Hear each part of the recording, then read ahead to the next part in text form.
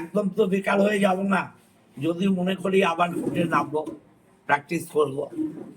Lawyer ডিগ্রিটা আছে, বার কাউন্সিলের সার্টিফিকেট আছে, কোর্টে নেমে যাব। রাজনীতি না, রাজনীতি আর করবো না, রাজনীতি আর করবো, রাজনীতি থেকে বিশ্রাম নিলাম। দল যদি কাজ করতে হলো তবে দল কাজ করতে বললে কোরআন করতে হবে নাকি? আমি কার ঠিকা চাকর নাকি? এই যে আপনি যে 24 ঘন্টা প্রচারে বেরোবেন, দেবাংশ এলে ভাববো। আমাদের হুগলির সাংসদ বহিরাগত, দেবাংশুও বহিরাগত, আমাদের জেলার কেউ নয়, আপনি জেলার ছিলেন, আপনাকে আচ্ছা, প্রশ্নিত এটা তো করতে দল, হয়েছে। আমি তো দলের লোক, আমি তো নির্দল নই। আমার দলের সর্বময় কর্ত্রী মমতা ব্যানার্জি আর সর্বময় নেতা অভিষেক ব্যানার্জি।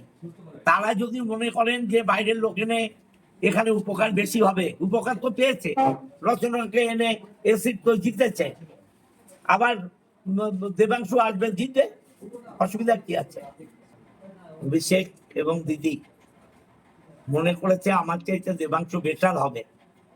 ওকে, থ্যাঙ্কস, ধন্যবাদ জানালাম দলকে। লড়াই তো হবে বিজেপির সাথে। কোথাও কি আবেগপ্রবণ হয়ে পড়ছেন? না না, কোনো আবেগের প্রশ্নই নেই, কোনো আবেগের প্রশ্ন নেই। ছেলেরা এসছে, মেয়েরা এসছে, কান্নাকাটি করছে, স্বাভাবিক। আমি তো বড়, আমার সেটা কষ্ট হচ্ছে, দিস না, এর বেশি কিছু নয়।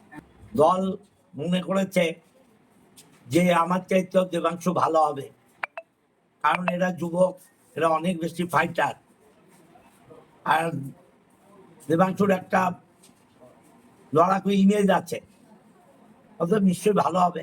দল মনে করেছে এখানে বিজেপিকে হারাতে গেলে আমাদের চাইতেও দেবাংশু জোরদার শক্তিশালী প্রার্থী হবে, তাই ওকে দিয়েছে। আমাদের অরিজিনাল লড়াই তো বিজেপির সঙ্গে, তো বিজেপিকে যে হারাতে পারবে দলনেত্রী তার কথাই ভেবেছেন, দিয়েছেন ওকে। দল যা ভালো মনে করেছে করেছে, আমি এখনো পর্যন্ত দল করছি, অতএব দল যেটা সিদ্ধান্ত নেবে সেটাই আমার সিদ্ধান্ত। যখন আমি বলবো দল আর করছি না, তখন অন্য কথা বলবো। তৃণমূলে প্রচার করবেন, বিধানসভা তৃণমূলে প্রচার করবেন। দল করলে অবশ্যই প্রচার করতে হবে। তৃণমূল যদি করি তাহলে তৃণমূল হলে নিশ্চয়ই প্রচার করতে হবে।